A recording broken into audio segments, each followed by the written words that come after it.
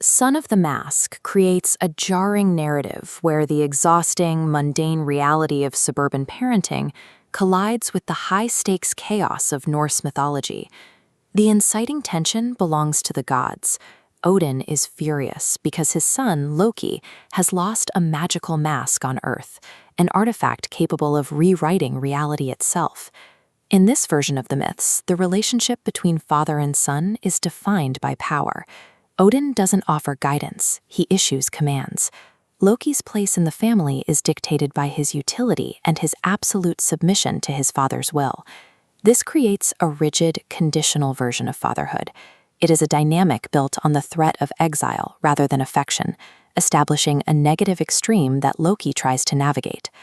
On Earth, we have the mortal counterpart. Tim is an animator who is so overwhelmed by the idea of responsibility that he refuses his wife Tanya's request to have a baby. To Tim, fatherhood looks like the end of his own life and career. The two worlds merge when Tim's dog Otis unearths the lost mask. Tim wears it to a party, leading to the unintentional conception of a child born with the mask's chaotic, shape-shifting abilities. This sets two desperate hunts in motion. Tim is trying to survive the sudden arrival of a superpowered infant, while Loki descends to the mortal plane, frantic to find the baby and retrieve the mask before Odin's patience runs out. Both men are acting out of fear. Tim is terrified of the demands of being a father, while Loki is terrified of the demands of the father he already has. The pressure intensifies when Tanya leaves on a business trip. Tim is left entirely alone with Alvi, a newborn who can literally inflate his head like a balloon to cause chaos. Tim's life quickly unravels. Between the chronic sleep deprivation and the constant, overwhelming destruction happening to the house, his career as an animator starts to crumble under the weight of his new domestic reality.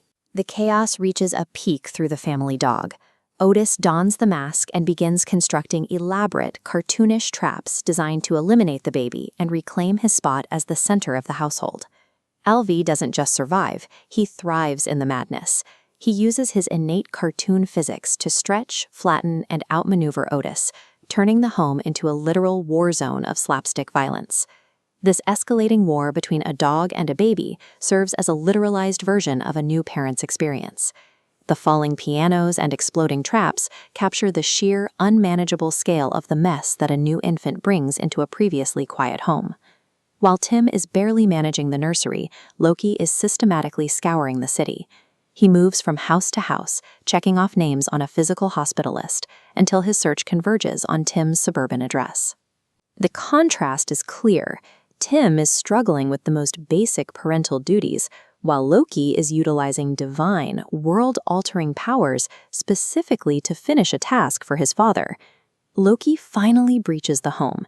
He finds Alvi, realizes the child has inherited the mask's power, and confronts Tim to demand the artifact's return.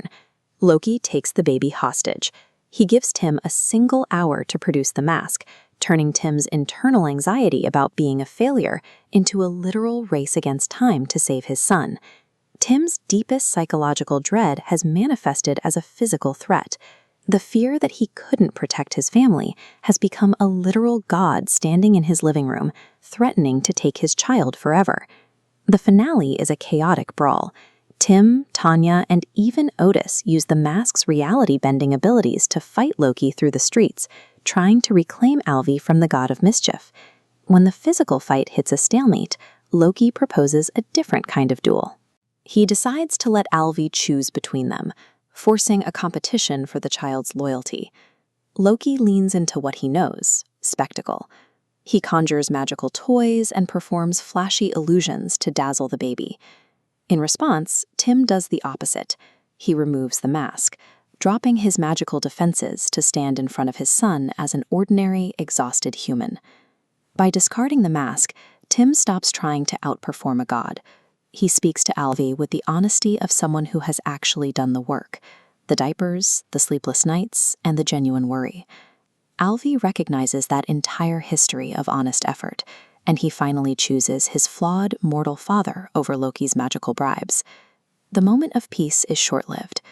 Odin manifests on Earth, prepared to deliver a final, crushing punishment to Loki for his string of failures. But Tim intervenes.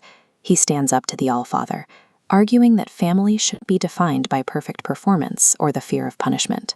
He advocates for forgiveness, successfully convincing Odin to show his son a mercy that Loki had never known before. The experience changes Tim's life. He stops fearing the responsibility and instead uses his experiences to create a hit animated series, translating the chaos of his new life into his art. Son of the Mask hides its thesis behind talking dogs and cartoon logic, but the arc is grounded. Tim begins the film paralyzed by the fear that he won't be a perfect father, but he ends it realizing that the value isn't in being a god, it's in simply showing up for the mess every day.